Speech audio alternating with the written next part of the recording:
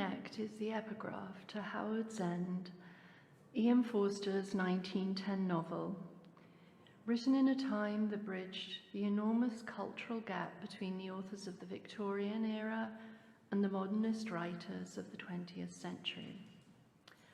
I studied it as part of A-level English at school, and even though I hated school and exams, I always thought of Howard's End with great affection. The novel concerns a house, Howard's End, and the relationships that develop between the Schlegel and the Wilcox families. While the former is devoted to art and imagination, the latter are dedicated to business and imperialism. Forster was also trying to impart his anguish of the impact that the increasingly technological age was having upon people and their environments. Long before the movie of the book was made, I envisioned the house, Howard's End, as being like the stone, slightly scary old house and garden of one of my great aunts. Much later, when the film of the book came out in 1992, the house was much grander, but the location on an unpaved road in a rural area on the outskirts of a sprawling city was exactly the same. On the first page of the book, Ruth Wilcox, the family matriarch, is described in a letter from Helen Schlegel to her sister Meg, having been seen from her window, as walking alone through the garden and the meadow early in the morning, her long dress trailing wetly through the dew-soaked grass, lost in thought and communion with nature. To this day, when I cross my small lawn to fill the bird feeder early in the morning, I think of that description and imagine the shushing sound Mrs. Wilcox's silk gown made as she walked. I'm also transported back to my aunt's beautiful garden, as well as to my own time studying and living in the pages of the book as a teenager. 3 moments in time strung together by the slenderest of threads. Something about this entrancing and romantic description really resonated with me as a teenager. I badly wanted this to be me, out in the morning after the night before, in a long trailing ball gown and wellies, collecting still warm chicken eggs for breakfast with the rising sun. Sadly, this has never happened. Well, I have collected eggs, though not in a ball gown. But beyond the novel itself, the 2 simple words, "only connect" from the frontispiece, have resonated as a constant in my life. I'm not sure why, but they often popped into my head. I murmur them to myself occasionally, and they have been comforting. The extract, "only connect," is taken from the following statement when Margaret Schlegel is musing how to help her future husband, Henry Wilcox, reconcile his life. Only connect. That was the whole of her sermon. Only connect the prose and the passion, and both will be exalted, and human love will be seen at its height. Live in fragments no longer. Connection is a word used a lot now. Brené Brown talks marvelously about courage, compassion, connection in her book, The Gifts of Imperfection. I'm sure many of you may have heard her TED Talk. She's talking about the scientific research of shame, but her openness and vulnerability are so moving as well as funny. We can easily connect to her because we share the same human emotions. For me, it's always been about stories. Our stories connect us to others and place markers in time through the description of events and the images we create in our minds. The best of these can convey such awe and wonder that they live in us for our entire lives. My mum and dad died. My mum and dad died less than 3 months apart from each other at the end of 2019.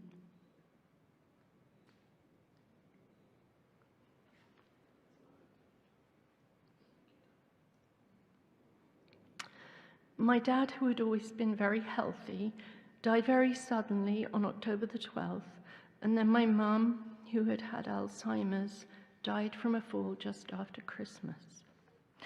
It was a very difficult time. Sorry. Between clearing out their house and traveling back and forwards to Canada and worrying about my mum, I finally got back home, after driving totally exhausted on New Year's Eve. My sister, brother, and I had finished clearing out their house just after Thanksgiving, and I was finally bringing the last of their furniture that they'd originally brought from England when they'd moved.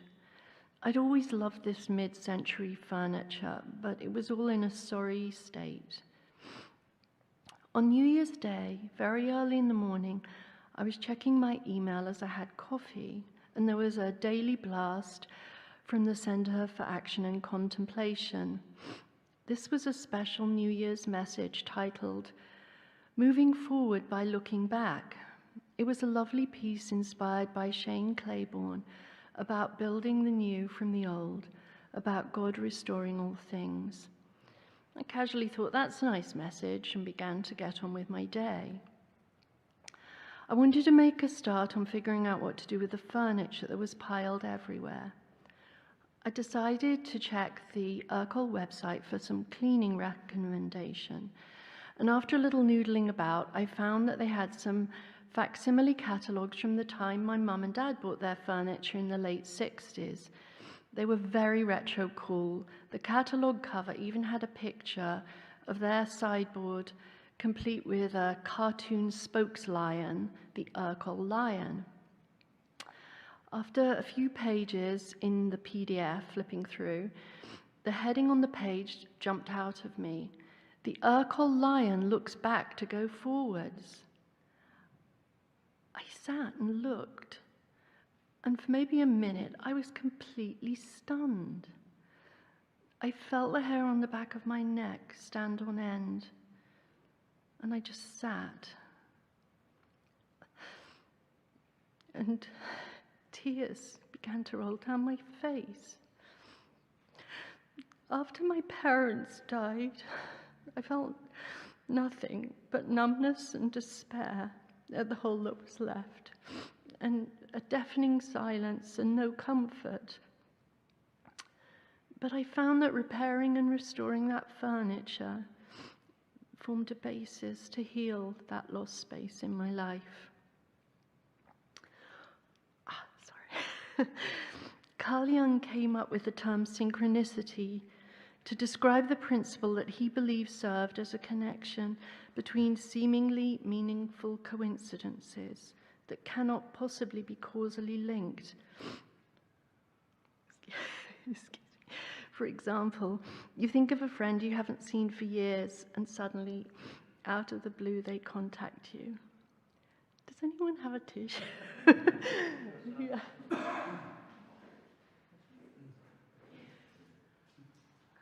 Drama. Thank you. Thank you so much. The clue here is the word meaningful. We most often encounter experiences like this during times of intense emotion or major life transitions or stress.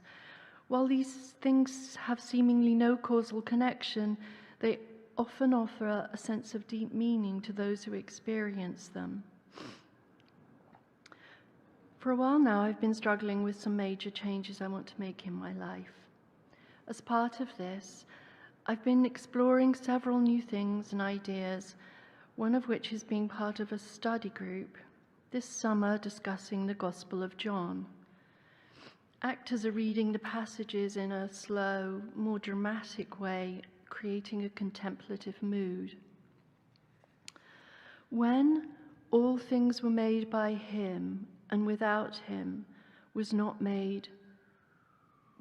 anything made that was made, was spoken, I felt an instant feeling of recognition flooding me, not for the words which I've heard many times in my life, but in the meaning. Of course, we have always all been connected. I knew it to be true in a way I'd never felt before, and it was a remembering. I realized the words "only connect" had been a signpost in my life, back to knowing and oneness. As John said in his first letter, "I do not write to you because you do not know the truth. I am writing to you here because you know it already."